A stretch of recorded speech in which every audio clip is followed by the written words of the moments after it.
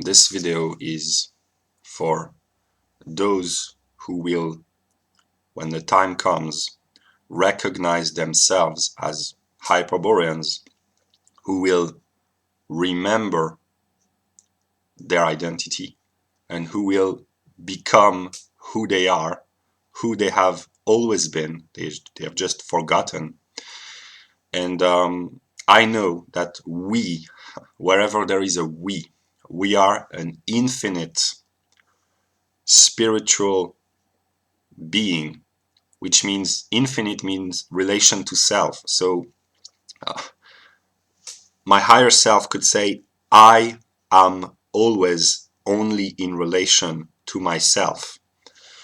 Difference, the negative, is introduced by the Principia Individuationis, the principle of individuation or individualizing. And as an empirical individual, I am different from every other living human on the planet. But as a thinking mind, when I elevate my thoughts, and through the very medium of language, because language is universal, Hegel noticed this, if I say, this book, I think about this singular book, which I have just before my eyes. But when I say this book, I express what is the most universal, because every book anywhere on the planet is this book, not this one, because this book that I have in mind, that I see and that I want to express, I cannot speak the singularity, because whenever I want to speak about this singular book, I express the opposite, which is the universal, and language transforms the most singular into the most universal, and that's why language is logical, because logic consists in extracting the universal thought determinations. So it took me quite a time to understand this, because this is a moment in Hegel's philosophy. It's quite obscure at first, but then you realize, okay, so my mind, my universal self, my logical self, is identical with all other selves. And what I want from the Hyperboreans, which are the most intelligent, the most brilliant, the most fully developed, spiritually evolved Europeans, when the time comes, they will recognize themselves, and they will recognize my highest self as being one with them. And they will have a decision to make. But truth be told, God has already taken the decision for them. They will simply have to assert their spiritual identity, to say, I am a spiritual being, I am a spirit. That's what the Hyperboreans will have to remember and to assert and to make effective. Because I know broadly that we are going to experience troubles and part of chaos, because there is chaos within God, and yeah.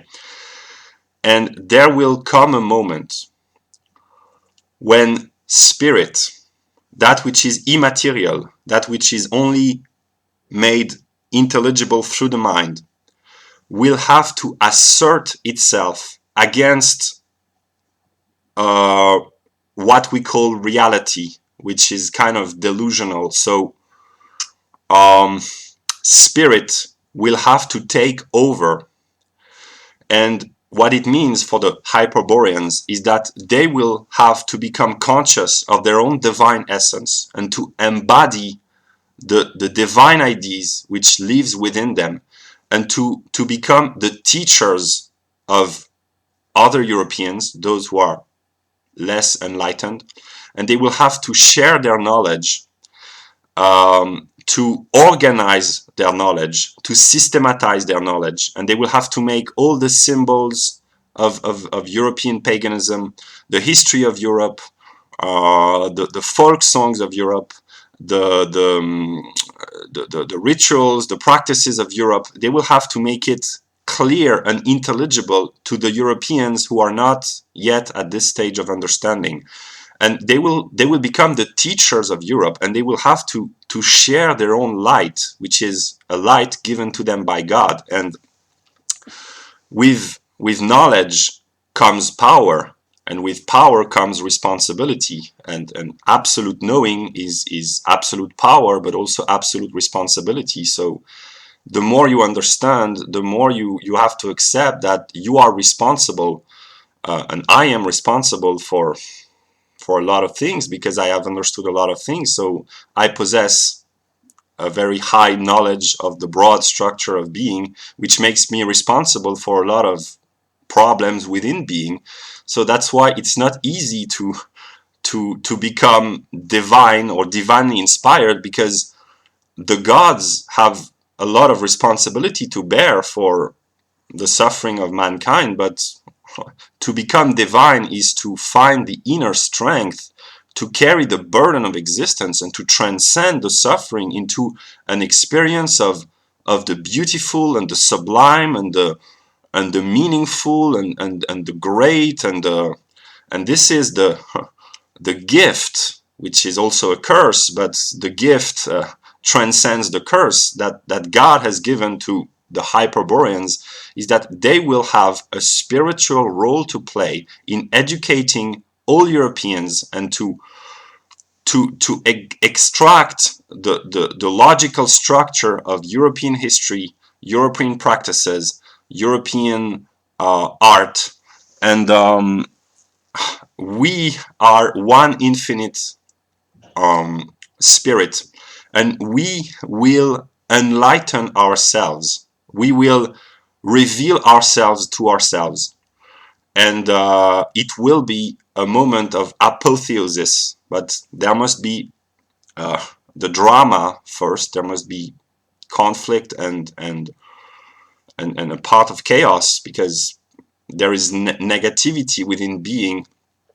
But what I want to say is that when the time comes, spirit will become an absolute, and nothing will stand in the way of spiritual revelation. And the Hyperboreans, I will be more precise on who they are, but there are many that I don't yet know, but they will recognize themselves, but I will make clearer instructions. But the Hyperboreans will have to assert their will to power, but not in a destructive fashion, in an affirmative way, their Nietzschean will to power. And when the moment comes, they will have to say, we are the living spirit of Europe, and Europe as a spiritual entity belongs to us. And like I said, with power and knowledge comes responsibility, but God has given them the strength to be responsible and to be strong and to be just and to be fair and to be kind and to be ruthless also when necessary. But God has given them all the intellectual weapons that they need, because they have been sent on a path of creating their own strength and revealing their own strength by overcoming resistance and building and forging their own identity. And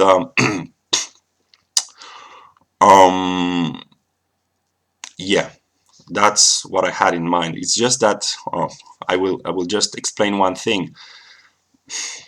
The way I see things, I'm not sure that it's I don't know who is talking, but I try to penetrate into the mind of God. Maybe I'm deluding myself, I don't know, but I think that God loves Europe infinitely. But because he loves Europe so much, he makes Europeans suffer a kind of burden, because the history of Europe is a history of internal wars and internal conflict, and there has never been rest and stability, and there's always been internal conflicts within Europeans, and constant. Being a European is a burden. It's a gift, but it's a burden also. And yeah, so the Hyperboreans, as I call them, are really existing people who have gone through the path of the negative. They have stood against the currents. They swim in counter currents. That's publishing house of right-wing books. They are brave because they are firm in the assertion and the defense of their ideas which are not popular. They are strong in character. They are kind. They are ruthless also. They have the will to protect, the will to defend. They are inspired by love, but they understand that when you love something, you must be willing to make sacrifice to preserve and to protect the thing you love. And they are not formally educated, although some of them are, but they have not gone through the classical path of training.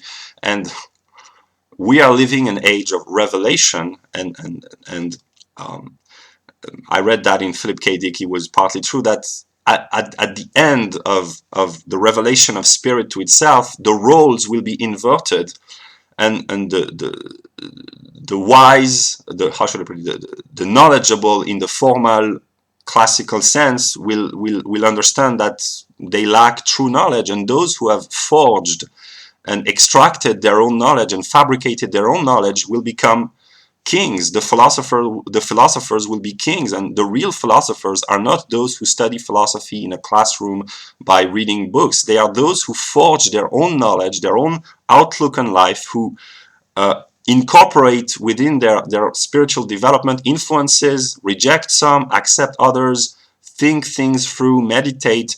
And the Hyperboreans that I think of, they are people who have wandered on their own path. They have made and forged their own wisdom, and when the time comes, they will find the inner strength and the inner wisdom to express who they really are, and they will realize that they are a light, and that their purpose is to share their own light with others. And yeah, so that's just what I can say for now. I will keep working because I'm in a state of full working, and I have many things to say and to understand and to conceptualize, and I will not stop until I collapse, and I will eventually collapse, but I will be reborn from the ashes. That's the story of Odin, partly.